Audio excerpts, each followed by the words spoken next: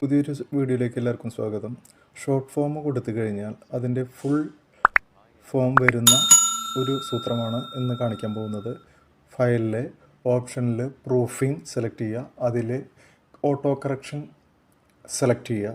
Auto കറക്ഷനിൽ നമ്മൾ replace എന്നുള്ളിടത്ത് നമുക്ക് എന്താണോ വേണ്ടത്, എന്താണോ റീപ്ലേസ് ചെയ്യേണ്ടത്, IND റീപ്ലേസ് ഇന്ത്യ എന്നാക്കണം.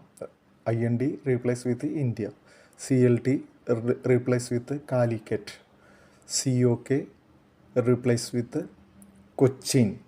ഇങ്ങനെ നമുക്ക് ആവശ്യമുള്ളത് എന്താണോ അത് കൊടുത്തതിന് ശേഷം OK പ്രസ് ചെയ്യുക. അതിന് ശേഷം നമ്മൾ ആ ഷോർട്ട് ഫോം അവിടെ അടിച്ചു കൊടുക്കുക. IND അടിക്കുമ്പോൾ ഇന്ത്യ, CLT അടിക്കുമ്പോൾ കാലിക്കറ്റ്, COK അടിക്കുമ്പോൾ കൊച്ചിൻ വരുന്നു. ഈ ഷോർട്ട് ഫോം എല്ലാവർക്കും ഇഷ്ടമായി എന്ന് വിചാരിക്കുന്നു.